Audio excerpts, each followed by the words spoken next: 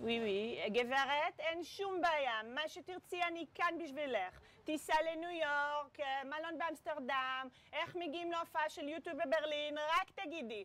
מה, לא אוהבת יוטיוב? גם אני לא. טופל. איך נשמע לך טיול מאורגן לברזיל? כזה, ספו פור למורל, ספו אגדודודוד. גברת, אני בשבילך אעשה הכל. אני אקטוף לך את השמש.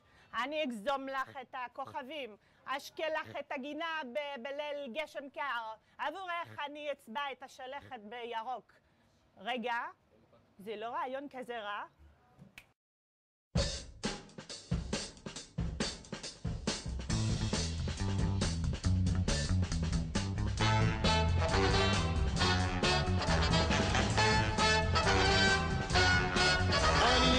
את השלכת בירוק, אם רק תאמרי. אני אטבול בחורף בנהר עמוק, אם רק תאמרי. אמרי, אני אלבש את החולצה הצהובה, אני אקנה לך אונייה עם ערובה, אני אבוא במקום ההוא שעוד לא בא. אם רק תאמרי דה בדה בדה בדה בדה בדה בדה, אני אשאיר לך סרנדות גם ביום, אם רק תאמרי. ואעבור את הרמזור באור אדום, אם רק תאמרי.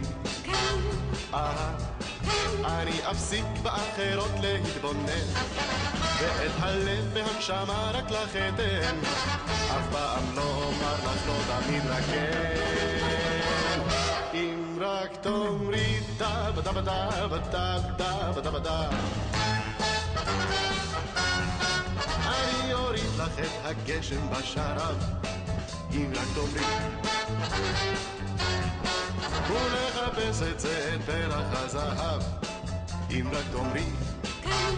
אמרי, אני אקח אותך לארץ רחוקה, ואת ראשך אכתיר בחדר של מלכה, ובסוכות אבנה לך יופי של סוכה.